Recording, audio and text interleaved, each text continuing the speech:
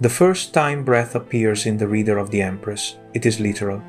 Anna holds her breath as she enters the palace for the first time, a physical response to fear. The last time breath appears, it is cosmic. The word breathed, the teaching persisted, the story continued.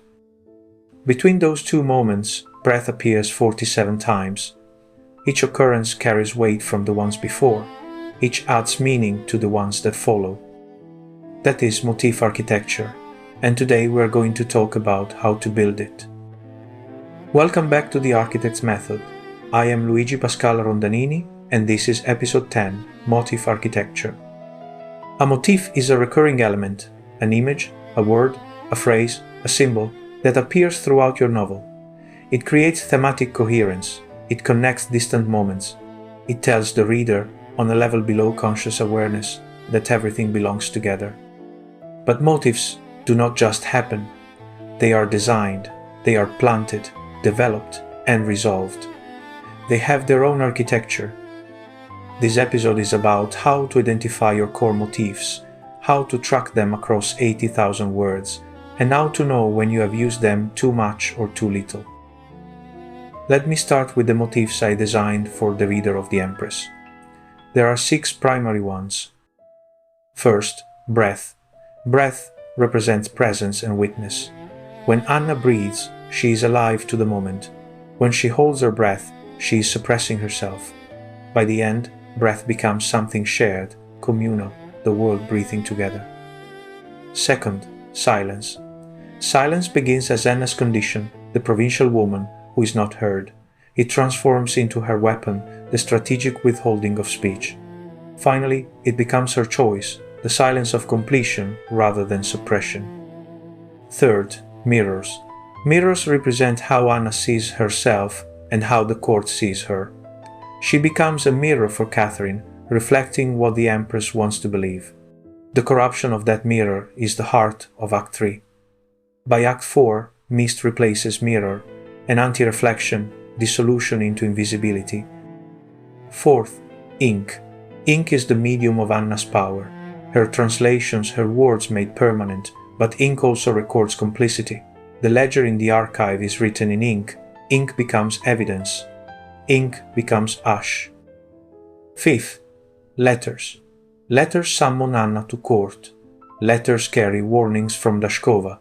Letters are how the empire communicates, formal and documented. Anna's private journal, the Red Book, is her counter-document, words meant for no one. Sixth, visibility. To be visible at court is to have power, but visibility also means being watched, being used, being known. Anna's arc moves from invisible to choosing invisibility again. 6 motifs, woven through 30 chapters, each one planted early, developed through the middle, and resolved by the end. Here is the first principle of motif architecture: plant early. Your major motifs should appear in the first few chapters, not forced, not highlighted, just present. The reader absorbs them without knowing they are significant. In chapter 1 of The Reader of the Empress, all 6 motifs appear. Anna reads a letter. She's invisible in her provincial life. She holds her breath. She works with ink. She looks in a mirror. Silence surrounds her.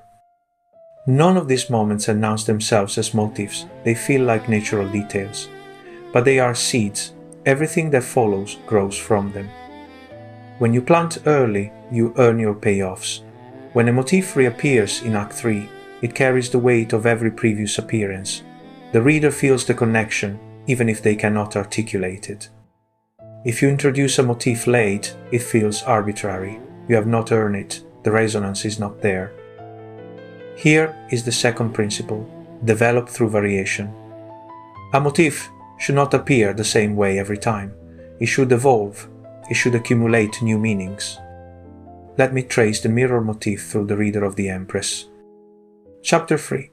Anna first sees herself in the palace mirrors. She notices how the court version of herself looks different from the provincial version. The mirror shows transformation. Chapter 7. Anna walks through a corridor of mirrors and sees infinite reflections of herself, all bowing. The mirror shows multiplication, loss of singular identity. Chapter 11. Anna realizes she has become a mirror for Catherine, reflecting the Empress's ideas back to her. The mirror becomes metaphor for complicity. Chapter 20. The corrupted mirror scene. Anna looks at her reflection and cannot recognize what she has become. The mirror shows moral decay. Chapter 30. Mist. Anna walks into mist, which is the opposite of a mirror. No reflection, no visibility. The motif resolves through inversion. 6 appearances, each one different, each one building on the last. The mirror motif develops. It does not simply repeat. If every mirror scene were the same, Anna looking at herself and thinking about identity, the motif would become tedious. Variation keeps it alive. Here is the third principle: resolve at the right moment. Every motif needs a resolution point, the moment when its thematic work is complete.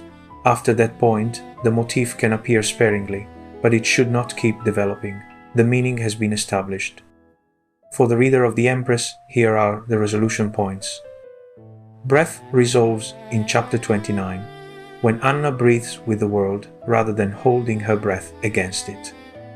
Silence resolves in chapter 28, when Anna teaches through silence rather than being silenced.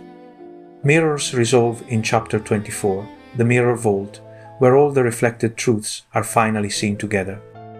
Ink resolves in chapter 21, when ink becomes ash, when the documentary record is released. Letters resolve with a coda, when Mira finds Anna's manuscript, the final letter to the future. Visibility resolves in chapter 30, when Anna chooses to walk into mist, to become invisible by choice. After these resolution points, the motifs can echo, but they should not dominate. If breath keeps appearing with the same intensity after chapter 29, it becomes oversaturated. The reader feels the repetition without the progression. Let me talk about tracking. How do you manage 6 motifs across 80,000 words? I use a motif frequency tracker. It is part of the diagnostic toolkit I described in the bonus episode. The tracker scans the manuscript and counts occurrences of each motif term. But more importantly, it maps distribution. Where does each motif appear? In what concentration? Here is what the tracker showed me in an early draft. Breath, 47 occurrences. Healthy distribution through chapter 28. Then absent until a sudden cluster of 11 occurrences in the final 40 pages. Assessment, post-resolution saturation. The motif had resolved, but I kept using it. Those final 11 occurrences diluted the power of the earlier development. Mirror 53 occurrences appeared in nearly every chapter, heavy clustering in Act 3. Assessment, oversaturation throughout. The motif had become wallpaper. I needed to cut most appearances and retain only the structurally essential ones. Silence, 31 occurrences. Oversaturated in chapters 28 through 34, the very section where it should have been resolving. Assessment. Resolution was fuzzy. I was circling the motif's conclusion rather than landing it.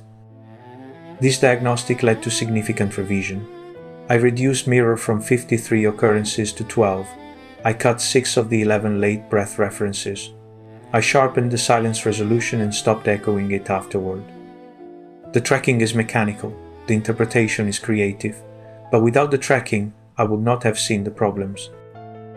Here is a warning about motif saturation. More is not better. When a motif appears too often, it stops working. The reader becomes numb to it. What should feel significant becomes background noise. I learned this the hard way with the mirror motif. In my early draft, mirrors appeared everywhere. Every scene had a reflection, a glance, a surface. I thought I was building thematic coherence. I was actually building tedium.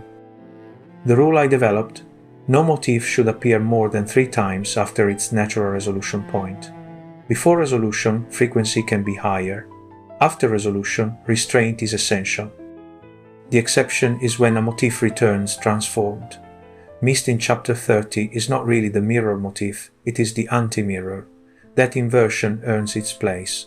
But if I had added 3 more mirror scenes after the mist, I would have undermined the transformation. Let me give you a practical framework for building motif architecture in your own work.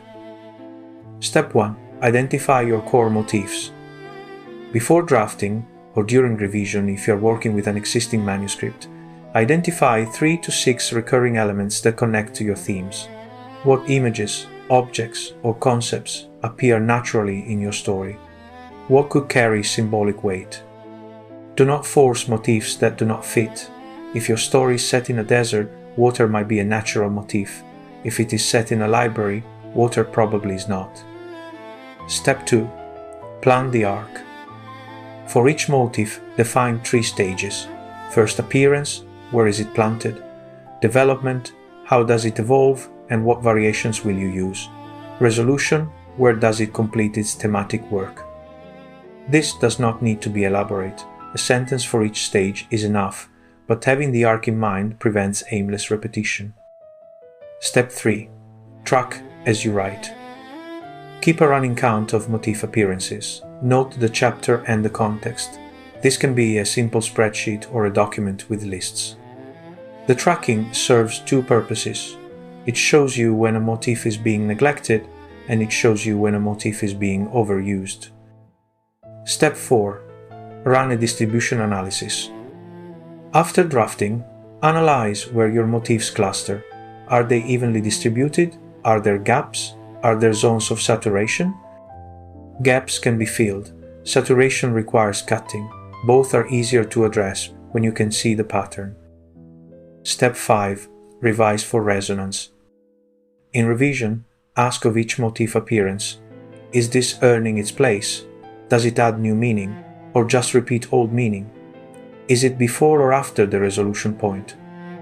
Cut appearances that do not earn their place, strengthen appearances that do. Let me show you how motif architecture connects to the larger structure. Motifs are not separate from your skeleton, they reinforce it. In Act 1, motifs are planted. They establish the thematic vocabulary. They tell the reader what this story is about on a symbolic level. In Act 2, motifs develop. They accumulate meaning as the protagonist rises. They begin to show the cost that the protagonist cannot yet see. In Act 3, motifs reach crisis. They collide, contradict, reveal their full implications. The archive scene in The Reader of the Empress brings ink and silence and visibility together in a single devastating moment. In Act 4, motifs resolve. They complete their arcs, they mirror their first appearances, but transformed. This is the mirror principle in action, which we will discuss fully in the next episode. Motifs that end where they began, but different. Breath begins held, breath ends released. Silence begins imposed, silence ends chosen. Visibility begins desired, visibility ends refused. Each motif has its own mirror structure, and together they create the resonance that makes a novel feel complete. Here is what I want you to take from this episode. Motifs are architecture, they are not decoration, they do structural work. Design them deliberately, plan them early, develop them through variation, resolve them at the right moment, track them to prevent saturation. 3 to 6 core motifs is enough. More than that becomes unmanageable. Less than that may not create sufficient coherence. And remember, motifs are felt, not noticed. When they are working, the reader does not think there is that mirror again. They think this moment feels connected to earlier moments. They feel the architecture without seeing it. That is the goal. Invisible structure, felt coherence. The motifs holding the novel together from within. Before you go, the custom GPT includes motif frequency tracking. It can scan your manuscript, count occurrences, map distribution, and flag saturation or gaps. Link in the show notes. Next episode, the mirror principle. We are going to talk about endings that echo beginnings, how to design structural symmetry, and why the closing image should transform the opening image. Until then, build well.